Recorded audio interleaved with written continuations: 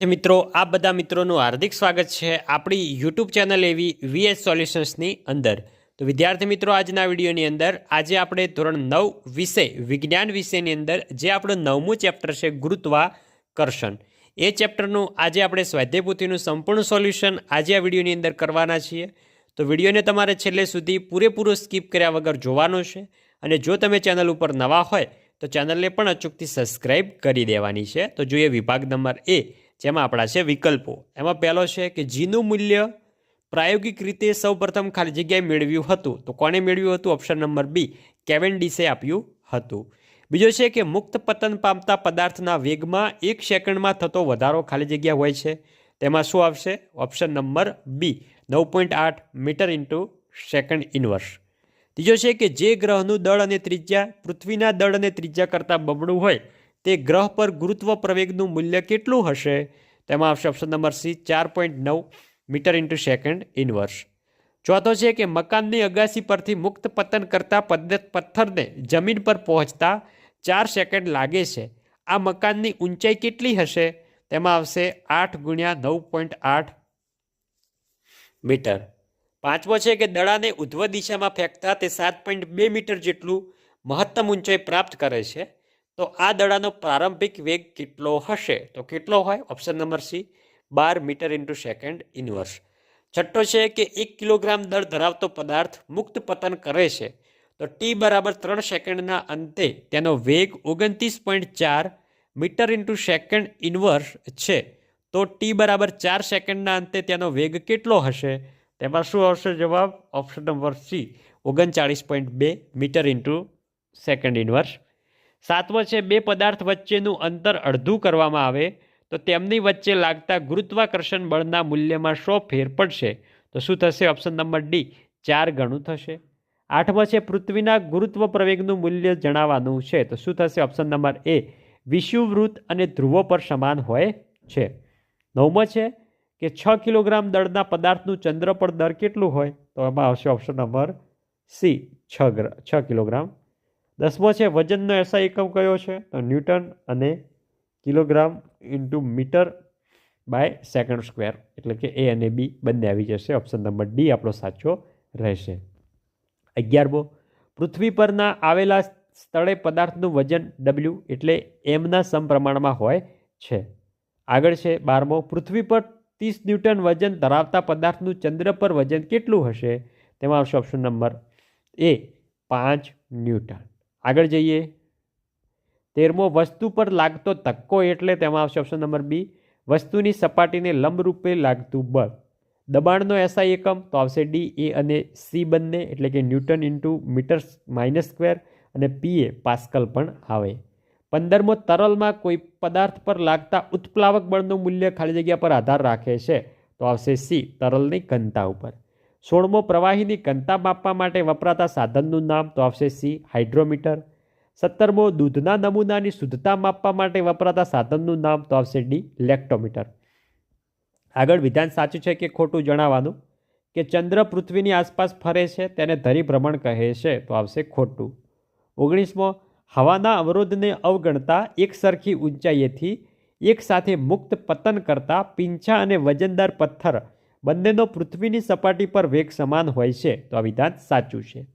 20મો, પદાર્થનું દળ ધ્રુવ પ્રદેશ આગળ મહત્તમ હોય છે. તો વિધાન ખોટું છે. 21મો છે કે પ્રવાહીમાં આંશિક ડૂબેલા પદાર્થ પર લાગતું ઉત્પ્લાવક બળ પદાર્થના કુલ કદ પર આધાર રાખે છે. તો વિધાન ખોટું છે. 22મો જોઈએ કે ગુરુત્વાકર્ષણના સાર્વત્રિક નિયમનું ગાણિતિક સ્વરૂપ F બરાબર G m1 into m2 by D square છે. એટલે કે ઓપ્શન નંબર બી જે છે એ આપણો રાઈટ આન્સર, ઓપ્શન નંબર એ આપણો રાઈટ આન્સર.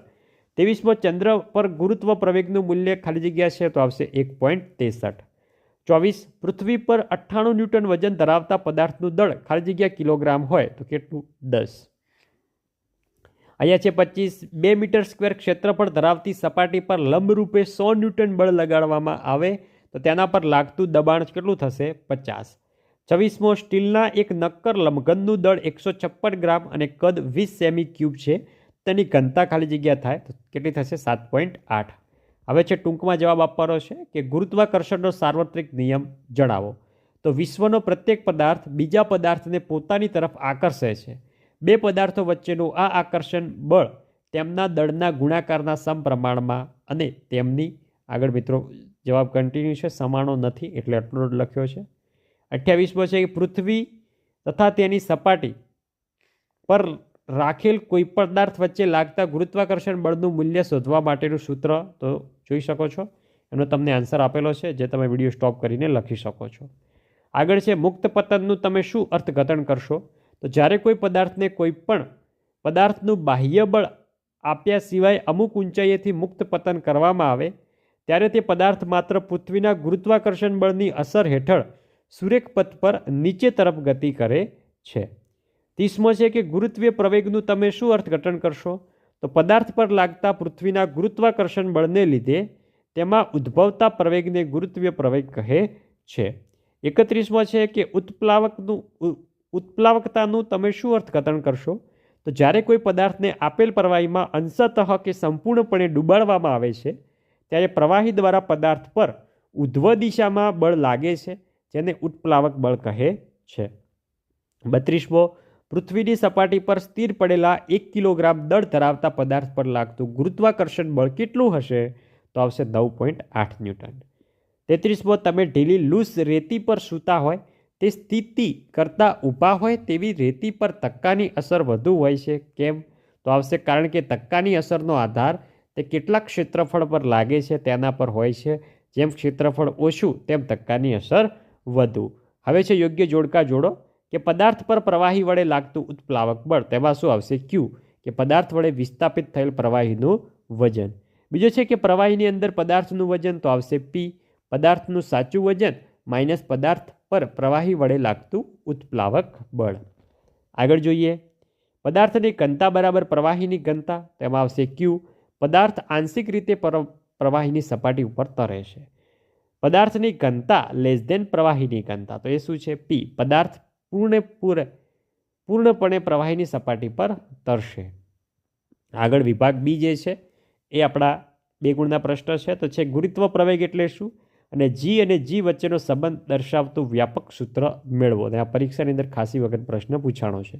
તો પદાર્થ પર લાગતા પૃથ્વીના ગુરુત્વાકર્ષણ બળને લીધે પદાર્થમાં ઉદ્ભવતા પ્રવેગને ગુરુત્વ પ્રવેગ જી કહે છે. અને એનું સૂત્ર પણ તમને સંપૂર્ણ વ્યાખ્યાયિત કરીને આપેલું છે, જે તમે વિડીયો સ્ટોપ કરીને સંપૂર્ણ પ્રશ્નનો આન્સર લખી શકો છો.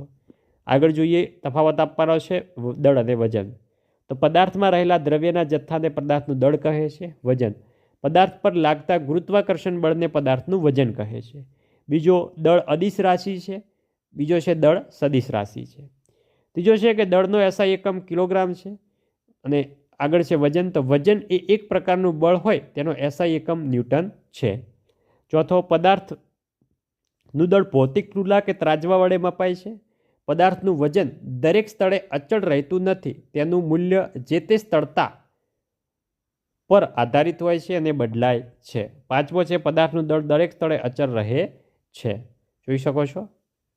આગળ છે ત્રીજો કે એક પાતળી અને મજબૂત દોરીથી બનેલી પટ્ટીની મદદથી સ્કૂલ બેગને ઉપાડવાનું મુશ્કેલ હોય છે. કેમ? અથવા કારણ આપો. સ્કૂલ બેગના પટ્ટા પહોળા રાખવામાં આવે છે. તો એ પ્રશ્નનો આન્સર તમારે સંપૂર્ણ આપવાનો છે. આ એક વૈજ્ઞાનિક કારણ પણ કહી શકાય. તો જોઈ શકો છો. ચોથો છે આર્કિમિડીઝનો સિદ્ધાંત લખો અને તેના કોઈ પણ 2 ઉપયોગો જણાવવાના છે. આર્કિમિડીઝનો સિદ્ધાંત તમારે આપવાનો છે અને એના કોઈ પણ 2 ઉપયોગો જણાવવાના છે. જોઈ શકો છો. ઉપયોગ છે કે જહાજ અને સબમરીનના રચના કરવામાં તેમજ ડિઝાઇનમાં, દૂધના નમૂનાની શુદ્ધતા માપવા માટે લેક્ટોમીટરમાં, અને પ્રવાહીની ઘનતા શોધવા માટે હાઇડ્રોમીટરમાં. આગળ છે કારણ આપો કે સ્ટીલનું બનેલું વાહન દરિયાના પાણીમાં તરી શકે છે પણ નાની સ્ટીલની ટાંકણી દરિયાના પાણીમાં ડૂબી જાય છે. એ શા કારણે હોય છે? તો એનો પણ તમારે સંપૂર્ણ આન્સર આપવાનો છે. જોઈ શકો છો જે આન્સર તમને આપેલો છે, જે તમે વિડીયો સ્ટોપ કરીને એકવાર વાંચી લેવાનો છે, પછી લખવાનો છે. છઠ્ઠો જે છે ચંદ્ર પર લાગતું બળ આપણે ગણવાનું છે. તો જોઈ શકો છો એની પણ દાખલાની ગણતરી તમને આપેલી છે. સંપૂર્ણ ગણતરી આપેલી છે. લાસ્ટમાં તમને જવાબ મળે છે 2.02 × 10⁻20 ન્યૂટન. સાતમો જોઈ શકો છો. સાતમો પ્રશ્ન જે છે એનો પણ તમને સંપૂર્ણ આન્સર આપેલો છે. નેક્સ્ટ આઠમો પ્રશ્ન છે, આઠમો દાખલો છે. તો એ પણ દાખલો તમને સંપૂર્ણ ગણતરી સાથે આપેલો છે. લાસ્ટમાં જવાબ આવશે 350 ગ્રામ. તો એ પણ તમારે વિડીયો સ્ટોપ કરીને સંપૂર્ણ ગણતરી સાથે ગણી લેવાનો છે. આગળ જોઈ શકો છો વિભાગ નંબર સી, જે 3 ગુણના દાખલા છે કે ગુરુત્વાકર્ષણનો સાર્વત્રિક નિયમ લખો અને સમજાવો, તેનું ગાણિતિક સ્વરૂપ મેળવો. અને આ મિત્રો પરીક્ષાની અંદર પૂછાય છે 3 માર્ક્સની અંદર. તો ગુરુત્વાકર્ષણનો સાર્વત્રિક નિયમ છે કે વિશ્વનો પ્રત્યેક પદાર્થ બીજા પદાર્થને પોતાના તરફ આકર્ષે છે. 2 પદાર્થ વચ્ચેનું આ આકર્ષણ બળ તેમના દળના ગુણાકારના સમપ્રમાણમાં અને તેમની વચ્ચેના અંતરના વર્ગના વ્યસ્ત પ્રમાણમાં હોય છે. આ બળની દિશા અને પદાર્થોને જોડતી રેખાની દિશા હોય છે. જોઈ શકો છો, આકૃતિ દ્વારા પણ તમે સમજી શકો છો. આગળ બીજો, કોઈ પદાર્થનું ચંદ્ર પર વજન પૃથ્વીના વજન કરતાં 1/6 એટલે કે 6 ભાગ ગણું કેમ હોય છે એ આપણે સમજાવવાનું છે. તો એ તમારે સંપૂર્ણ સાબિતી આપવાની છે. જોઈ શકો છો, એ પણ તમને સંપૂર્ણ જવાબ સાથે આપેલી છે. નેક્સ્ટ ત્રીજો દાખલો છે, એનો પણ તમને સંપૂર્ણ આન્સર આપેલો છે. જોઈ શકો છો, જે તમે વિડીયો સ્ટોપ કરીને સંપૂર્ણ પ્રશ્નોના આન્સરો લખી શકો છો. ચોથો જે છે, ચોથાનો પણ તમને આન્સર આપેલો છે. જોઈ શકો છો, એ પણ તમે સંપૂર્ણ લખી શકો છો વિડીયો સ્ટોપ કરીને. સંપૂર્ણ જવાબો તમને આપેલા છે. આગળ પાંચમો દાખલો છે. 5મા દાખલાના પણ તમને જવાબો આપેલા છે, સંપૂર્ણ લખેલા છે, એ તમે વિડીયો સ્ટોપ કરીને લખી શકો છો. 6થો દાખલો જોઈએ. 6થા દાખલાના પણ તમને જવાબ આપેલા છે. A, B, C એવી રીતે 3 છે. 3 તમને જવાબો આપેલા છે. આગળ કેસ સ્ટડી આધારિતના પ્રશ્નો છે, તો એના પણ તમને જવાબો આપેલા છે કે કયા બ્લોક પર વધુ ઉત્પ્લાવક બળ લાગશે. તો લાકડાના બ્લોક પર વધુ ઉત્પ્લાવક બળ લાગશે. આગળ જોઈએ વિભાગ નંબર ડી, જે આપણા 4 ગુણના પ્રશ્નો છે. તો એમાં પણ પ્રથમ તો મિત્રો દાખલો જ છે. જોઈ શકો છો, એ દાખલાનો પણ તમને જવાબ આપેલો છે, આન્સર સંપૂર્ણ. નેક્સ્ટ આગળ આપણને કેસ સ્ટડી આધારિત છે કે પૃથ્વીની સપાટી પર સૌપ્રથમ કોણ આવીને પડશે. તો આવશે સિક્કો. બીજો કે જો બંનેનો શૂન્યાવકાશમાં પડતા મૂક્યા હોત તો શું થાત. તો બંને એક જ સમયે પૃથ્વીની સપાટી પર આવીને પડત.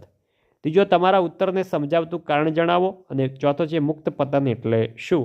તો જ્યારે કોઈ પદાર્થને અમુક ઊંચાઈએથી પૃથ્વીની સપાટી તરફ પડતો મૂકવામાં આવે છે ત્યારે માત્ર ગુરુત્વાકર્ષણ બળના કારણે તે સુરેખ પથ પર નીચે તરફ ગતિ કરે છે, તેને શું કહે છે? મુક્ત પતન કહે છે.